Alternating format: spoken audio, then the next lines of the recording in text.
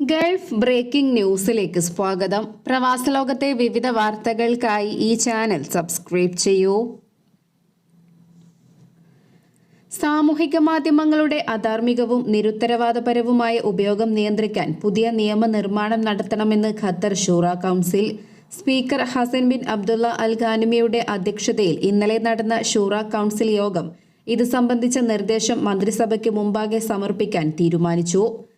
അഭിപ്രായ സ്വാതന്ത്ര്യവും വ്യക്തി സ്വാതന്ത്ര്യവും ഖത്തർ ഭരണഘടന ഉറപ്പു നൽകുന്ന അവകാശങ്ങളാണെങ്കിലും രാജ്യത്ത് നിലനിൽക്കുന്ന വ്യവസ്ഥകളും പൊതുരീതികളും ധാർമ്മികതയും എല്ലാവരും പാലിക്കണമെന്നും ദേശീയ പാരമ്പര്യങ്ങളും ആചാരങ്ങളും സംരക്ഷിക്കപ്പെടണമെന്നും സ്പീക്കർ ഹസൻ ബിൻ അബ്ദുള്ള അൽ ഖാനിമി അറിയിച്ചു. എന്നാൽ പല സാമൂഹിക മാധ്യമ ഉള്ളടക്കങ്ങളും ഇതിന് വിപരീതമാണ്. ഉള്ളടക്കങ്ങളുടെ നിലവാരം ഉറപ്പാക്കുന്നതിന് സാമൂഹിക മാധ്യമ ഇൻഫ്ലുവൻസർമാർക്ക് ലൈസൻസ് ഏർപ്പെടുത്തണമെന്ന നിർദ്ദേശമാണ് ഖത്തർ ഷൂറ കൗൺസിൽ മന്ത്രിസഭയ്ക്ക് മുമ്പാകെ സമർപ്പിച്ചത്. വിദേശ സംസ്കാരങ്ങളുടെ കടന്നുകയറ്റം തടയുക, ദേശീയതയും ധാർമ്മികതയും ഉറപ്പാക്കുക, അനിയന്ത്രിതമായ പരസ്യങ്ങളുടെ വ്യാപനം തടയുക തുടങ്ങിയ ലക്ഷ്യങ്ങൾ നേടിയെടുക്കാൻ സോഷ്യൽ മീഡിയ കണ്ടന്റ് ക്രിയേറ്റർമാർക്ക് ബന്ധപ്പെട്ട അധികാരികളിൽ നിന്നും ലൈസൻസ് അനുവദിക്കണമെന്ന് ഷൂറ കൗൺസിൽ നിർദ്ദേശിച്ചു. സാമൂഹിക മാധ്യമ ഉള്ളടക്കങ്ങൾ ദേശീയ സാമൂഹിക ഐക്യത്തിന് ഹാനികരമല്ലെന്നും വിദ്വേഷ പ്രസംഗങ്ങൾ, വിവേചനം, അക്രമം എന്നിവ ഒഴിവാക്കുകയും സാംസ്കാരിക പൈതൃകം, മൂല്യങ്ങൾ, ദേശീയ സ്വത്വം എന്നിവയെ മാനിക്കുകയും ചെയ്യുന്നുണ്ടെന്ന് ഉറപ്പാക്കണം. സോഷ്യൽ മീഡിയ ഇൻഫ്ലുവൻസർമാരുടെ സാമൂഹിക ഉത്തരവാദിത്തവും വിശ്വാസ്യത, ബൗദ്ധിക സ്വത്തവകാശം, സുതാര്യത, തെറ്റിദ്ധരിപ്പിക്കുന്നതും അശാസ്ത്രീയവുമായ വിവരങ്ങൾ ഒഴിവാക്കുക എന്നിവയും ഉൾക്കൊള്ളുന്ന പെരുമാറ്റച്ചട്ടത്തോടെയായിരിക്കും ലൈസൻസ് നൽകുന്നത്.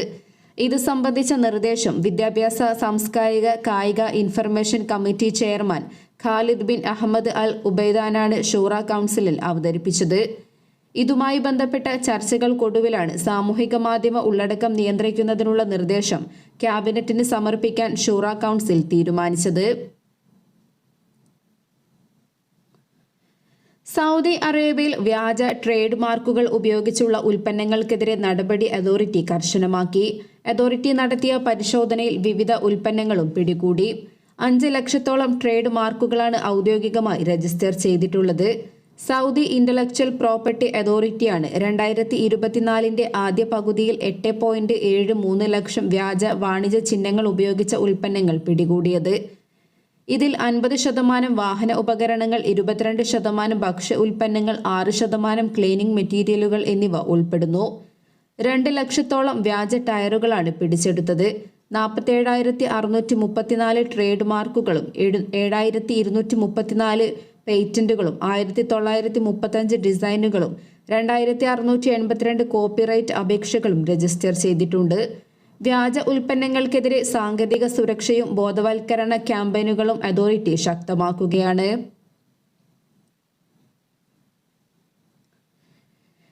UAE സാമ്പത്തിക മന്ത്രാലയം അവശ്യവസ്തുക്കളുടെ വിലവർധനയ്ക്ക് നിയന്ത്രണം ഏർപ്പെടുത്തി. അരി, മുട്ട, പാചക എണ്ണ തുടങ്ങി 9 ഉൽപ്പന്നങ്ങൾക്ക് വില കൂട്ടാൻ ചില്ലറ വിൽപ്പനക്കാർ ഇനി മുതൽ മന്ത്രാലയത്തിന്റെ അനുമതി വാങ്ങണം. ജനുവരി 2 മുതൽ UAEയിൽ വിലവർധനയ്ക്ക് നിയന്ത്രണം നിലവിൽ വരും. 6 മാസത്തെ ഇടവേളയ്ക്കിടയിൽ അവശ്യ സാധനങ്ങളുടെ വില വർദ്ധിപ്പിക്കാൻ പാടില്ല. മാത്രമല്ല അരി, മുട്ട, പാചക എണ്ണ, പാലുൽപ്പന്നങ്ങൾ, പഞ്ചസാര, കോഴി, പയർവർഗ്ഗങ്ങൾ, ഗോതമ്പ്, റൊട്ടി തുടങ്ങിയ അടിസ്ഥാന വസ്തുക്കളുടെയൊന്നും വില അനുമതിയില്ലാതെ വർദ്ധിപ്പിക്കാൻ സാധിക്കില്ല. അവശ്യ വസ്തുക്കളുടെ വിതരണക്കാർ, ചില്ലറ വ്യാപാരികൾ, ഡിജിറ്റൽ വ്യാപാരികൾ തുടങ്ങിയവർക്കെല്ലാം പുതിയ ഉത്തരവ് ബാധകമാണ്. നിയമം പാലിക്കപ്പെടുന്നുണ്ടെന്ന് ഉറപ്പാക്കാൻ അധികൃതർ പ്രത്യേക സംഘത്തെ നിയോഗിച്ചിട്ടുണ്ട്. സുതാര്യത ഉറപ്പാക്കുന്നതിനായി റീറ്റെയിൽ സ്റ്റോറുകളിൽ വില പ്രദർശിപ്പിക്കണം. കൂടാതെ ശുചീകരണ ഉൽപ്പന്നങ്ങൾ ഉൾപ്പെടെ ഏതൊരു ഉൽപ്പന്നത്തിന്റെയും വില വർദ്ധിപ്പിക്കണമെങ്കിലും സാമ്പത്തിക മന്ത്രാലയത്തിന്റെ മുൻകൂർ അനുമതി നിർബന്ധമാണെന്ന് മന്ത്രാലയം അണ്ടർ സെക്രട്ടറി അബ്ദുള്ള അഹമ്മദ് അൽ സാലിഹ് വ്യക്തമാക്കി. പുതിയ നയം UAEയിലെ എല്ലാ എമിറേറ്റുകളിലും ബാധകമായിരിക്കും.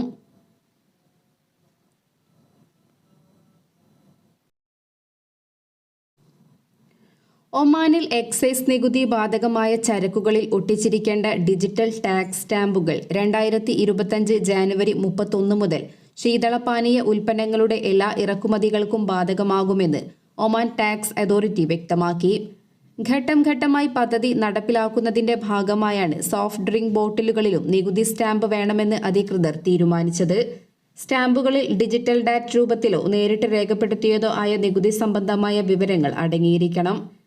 രാജ്യത്തേക്ക് ഇറക്കുമതി ചെയ്യുന്ന ഇത്തരം ഉൽപ്പന്നങ്ങൾ എക്സൈസ് തീരുവ നിയമം പാലിക്കുന്നുണ്ടെന്ന് നിരീക്ഷിക്കാനും ട്രാക്ക് ചെയ്യാനും കണ്ടെത്താനും നികുതി അധികാരികളെ പ്രാപ്തരാക്കുന്നതിന് വേണ്ടിയാണിത്. 2019 മധ്യത്തിലാണ് എക്സൈസ് തീരുവ നിയമം രാജ്യത്ത് പ്രാബല്യത്തിൽ വന്നത്. ഇതുപ്രകാരം ചില ഉൽപ്പന്നങ്ങളിൽ 50 മുതൽ 100% വരെ എക്സൈസ് നികുതി ചുമത്താൻ തുടങ്ങിയിരുന്നു.